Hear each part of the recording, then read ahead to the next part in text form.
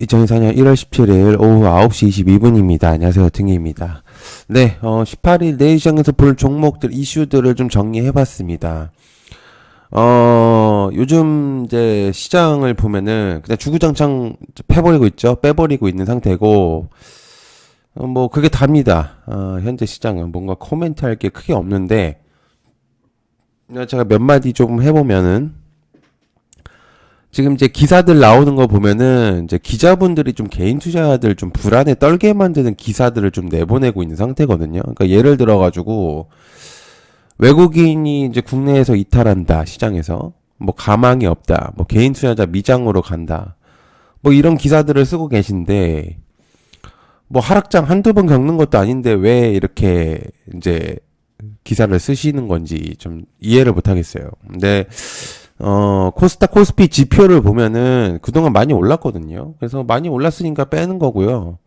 그리고 지금 이제 악재들이 좀 여러 가지가 많이 꼈습니다. 사실 이제 그래서 그건 이제 조금 이따가 설명하면서 할 건데, 아무튼 뭐 올랐으니까 빼는 건 당연한 거 아닌가요? 그리고 언제까지 오르기만을 바라는 거는 욕심입니다. 그래서 오히려 많이 빠졌으면 매수 기회라고 보는 게 맞다고 보는데, 저는 그렇습니다. 자, 첫 번째, 중동 확전과 갈등, 북한 도발. 지금 일단 어제 영상에서도 이제 전달했던 내용인데, 일단 방산하고 식량, 해운, 석유, 일단 지금 시장 안 좋으면 얘네들이 움직이고 있거든요. 일단 후티 반군의 홍해 무역길 위협 지속 이슈들하고, 플러스 북한의 미사일 도발, 그 다음에 언론 도발, 그 다음에 환율 상승, 국채금리 상승들이, 이것들이 겹치고 있거든요.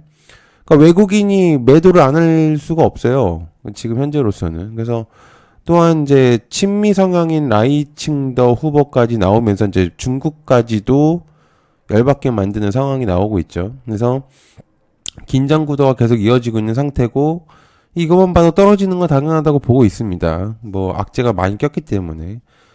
내일 시장에서도 이제 지수가 별로라면은 얘네들이 움직이게 하겠지만은, 지수가 상승하면 이제 반대로 가겠죠. 얘네들이 빠지겠죠. 어찌됐든 악재는 해소될 수밖에 없어요. 악재라는 뭐 호재든 악재든 결국엔 시장은 시간이 지나면 결국에는 이제 섹터가 변하고, 변화점이 이제 변곡점이 생기기 마련인데, 너무 표면적인 것만 보고 있어요. 그러니까 떨어지는 것들만 계속 보고 있다. 이거를 좀 기회를 삼아는 생각을 좀 해야 되는데, 그냥 보고만 있는, 이제 이게 떨어지고 있구나, 이렇게만 생각하고 있는 거죠. 그래서 뭐 이제 각자의 생각이긴 하겠지만, 저는 이제 기회라고 생각을 하기 때문에 그렇습니다. 자, 두 번째, 원전 추가 확정 관련주 G2파워, 한신기계, 두산에너빌리티, 보성파워텍. 정부가 원전 4기 추가 건설 방안을 11차 정기본에 포함한다는 이야기가 있거든요. 그러니까 새 원전 건설 시기는 좀 기다려야 할 것으로 보여지고요. 2기는 기존에 있던 곳에 부지를 활용을 해가지고 추가적으로 넓힐 것으로 보여진다고 합니다.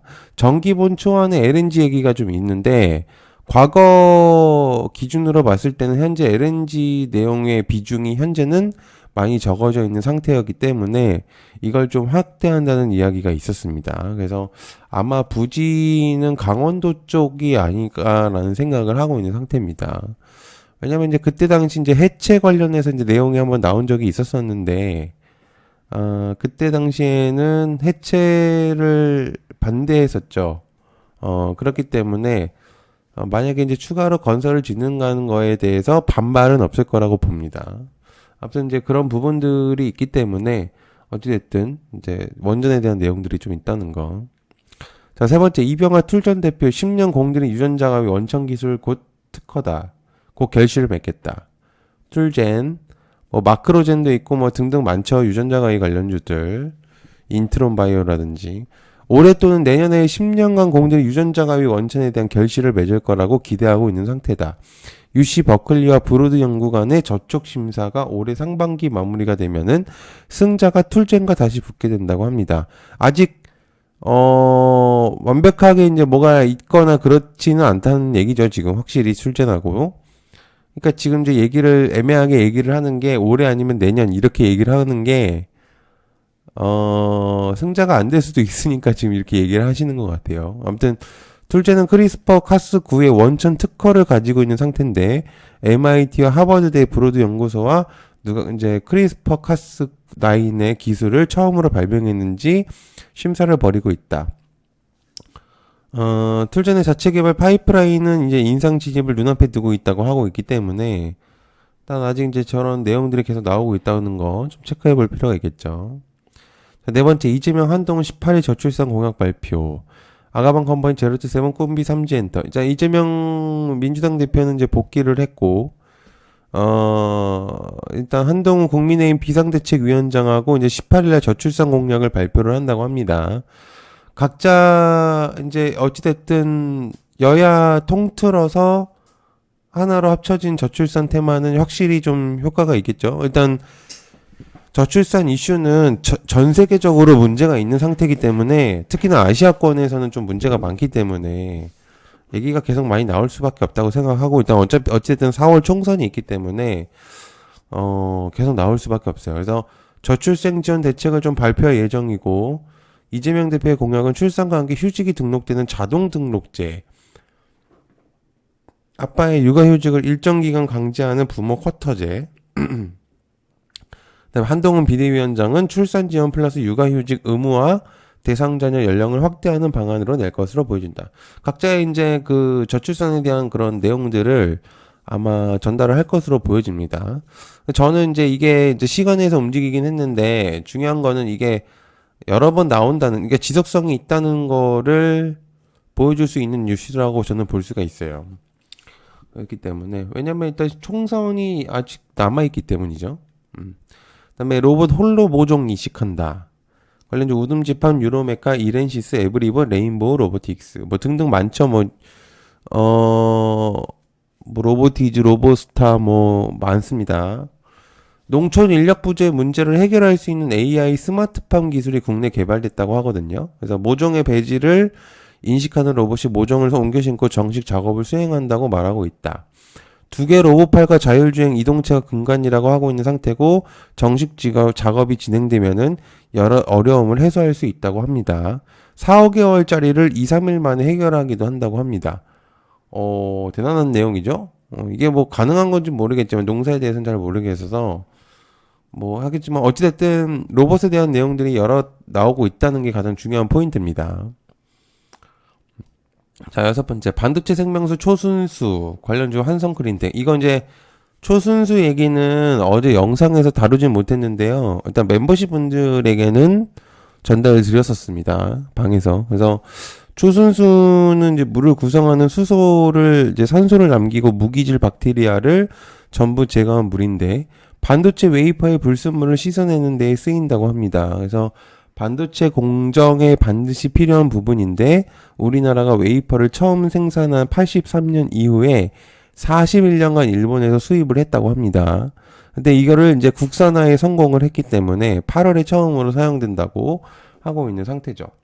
어찌됐든 이제 새롭게 국내에서 첫 선보인다는 것들, 처음이 시작되는 것들, 이런 부분들은 굉장히 좀 중요한 포인트로 작용할 수 있죠. 그리고 이제 오늘 이제 한성크린텍이 상한가를 갔기 때문에 계속 좀 체크를 해볼 수 있는 내용이지 않을까라고 생각합니다. 자, 이번째 카서스 바이오 비만 당뇨 아이큐어. 카서스 바이오는 아이큐어의 자회사죠. 유전자 치료제 기반 비만 당뇨 치료제 탑재 패치에 대한 연구 성과를 세계적인 권위를 자랑한 어드밴스드 머티리얼즈에 게재했다고 합니다.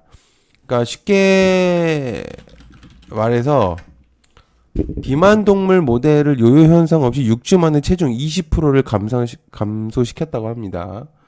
그래서 뭐 이게 효과적으로 이제 진행이 될 건지를 일단 봐야 되겠죠. 그러니까 새로운 비만 당뇨 종목이 나온 거라고 볼 수 있겠죠. 인벤티지랩과 뭐 펩트론 이렇게 있었는데 새롭게 이제 또 당뇨에 대한 내용들, 비만 내용들이 좀 있다는 거 체크해 볼 수 있겠습니다. 자, 그 다음에 GS 칼텍스 허세영 대표는 바이오 연료 확대를 해야 된다. 바이오 연료는 에코바이오죠. GS 칼텍스 사장이 이제 다보스 포럼에서 내용을 전달했는데 탄소 배출이 없는 그린 에너지로 전하는 이른바 과도기 과정에서 바이오 연료가 핵심 역할을 할 수 있을 거라는 생각. 근데 이게 이제 이미 조금 이 바이오 연료는 항공 쪽에서 이미 한번 사용을 해봤었기도 했고, 그래서 이제 실용성이 좀 있는지는 아직 좀 체크를 해야 된다고는 얘기가 좀 들리는 것 같은데, 뭐 정확하게는 모르겠습니다만, 일단 아무튼, 글쎄요. 일단 뭐 내용은 이제 뭐 거의 이제 이쪽으로 가야 된다라는 의견을 많이 어필을 했다고 하거든요. 그래서 한번 체크를 해보시면 어떨까라는 생각을 하고 있네요. 네, 시청해서 감사하고요. 일단 뭐 아침에 좀 영상을 올릴 수 있으면 좀 올려놓도록 하겠습니다. 시청 감사하고요. 고맙습니다. 감사합니다.